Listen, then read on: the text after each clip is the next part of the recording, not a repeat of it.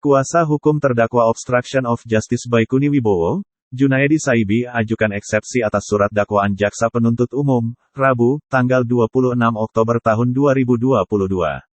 Junaedi menganggap bahwa fakta-fakta yang disampaikan dalam surat dakwaan bersifat imajiner. Artinya dari fakta yang diajukan hanya berdasarkan asumsi.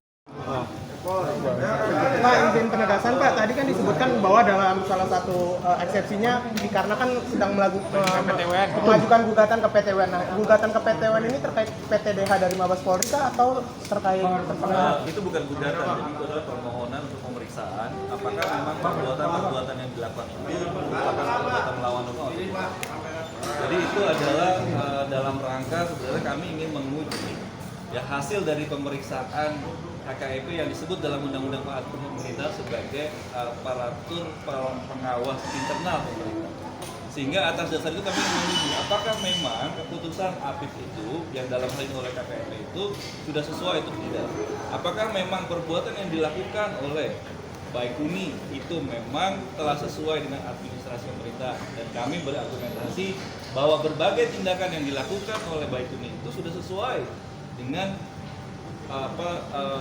perintah atasan sebagai aparatur pelaksana, di mana Sambo adalah sebagai aparatur penyelenggara di dalam Undang-Undang Pelayanan Publik. Jadi itu yang kami ajukan sebagai bagian di dalam eksepsi kami, dan itu permohonannya masih diperiksa hingga saat ini.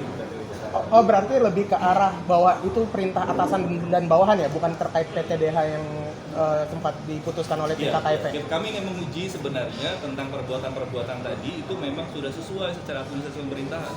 Dan perlu diketahui bahwa berbagai tindakan yang dilakukan oleh Baikuni ini juga adalah masih dalam level yang namanya tahapan administrasi. Jadi rezimnya masih rezim administrasi. Ketika itu adalah diperiksa oleh Propam, itu adalah rezimnya administrasi, bukan rezim itu. Nah, di situ yang kami ingin menegaskan kembali dengan eksepsi ini. Nah, itu kami melihat ada salah pandang atau salah dalam penerapan hukum. Jadi apa yang kami lakukan, eksepsi pada hari ini bukan hanya untuk Baikuni, tapi ini adalah untuk semua aparatur pemerintah pelaksana yang mungkin akan terkena kriminalisasi. Sebagaimana dalam eksepsi yang kami sebutkan, kami mengutip pendapat daripada DPR ketika undang-undang ini disahkan.